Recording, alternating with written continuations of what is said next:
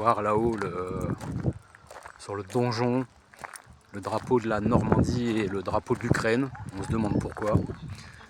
Voilà, donc ce château mythique dans mon histoire, parce que la première fois où je suis venu ici, c'était en 1995 ou 96, je ne sais plus très bien, avec mon ami Philippe, chez qui j'ai dormi cette nuit.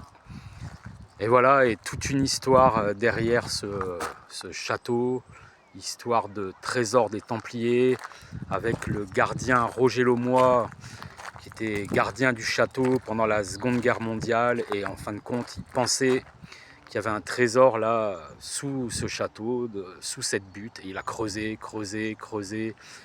des galeries, toute la nuit il creusait, et en fin de compte, il dit avoir trouvé quelque chose, une chapelle dans le sol, avec 12 coffres qui ressemblaient plus à des armoires, les statues des apôtres de Jésus-Christ. Voilà, et bon, ça fait quelque chose de revenir ici, après autant d'années. La dernière fois que j'étais venu, c'était pendant la canicule de 2003, donc il y a 20 ans derrière. Et voilà, ce périple qui continue, incroyable. Voilà, la ville de Gisors, où je pensais bien peut-être venir faire un tour. Voilà, le Vexin normand, vraiment une région magnifique. Voilà, vous pouvez observer là. Et ce château qui est là, qui trône sur cette butte artificielle bien entendu.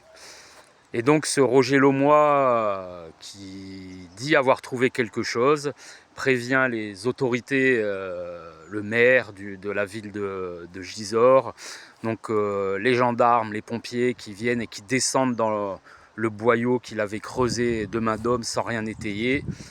Le chef des pompiers qui y descend et qui dit que bon, c'est trop dangereux, faut remonter, mais il dit avoir jeté un caillou au bout de ce boyau creusé par Roger Laumois, et effectivement il dit avoir entendu quelque chose qui résonnait, comme si ça rentrait dans une pièce, mais il n'est pas allé jusqu'au bout.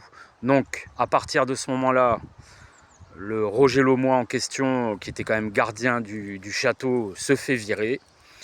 Les trous sont rebouchés, et quelques temps après, on sait que, donc après-guerre, on sait que l'armée a grillagé tout le château, interdit l'accès, et en fin de compte, on fait des fouilles certainement pour trouver peut-être quelque chose.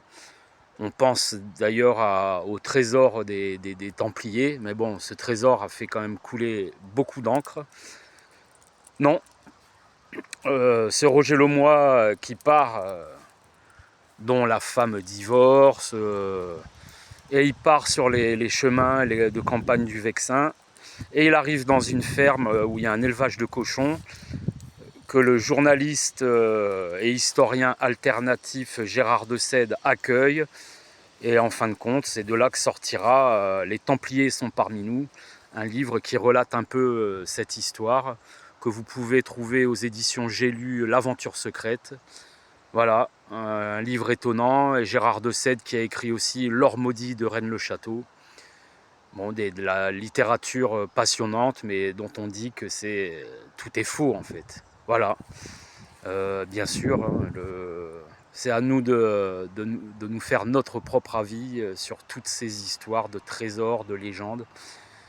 Mais aujourd'hui, je suis content d'être arrivé ici. Voilà, le château de Gisors que j'ai découvert il y a presque 30 ans et que j'avais vu la dernière fois il y a 20 ans. Et voilà, j'y suis. C'est un peu une belle récompense.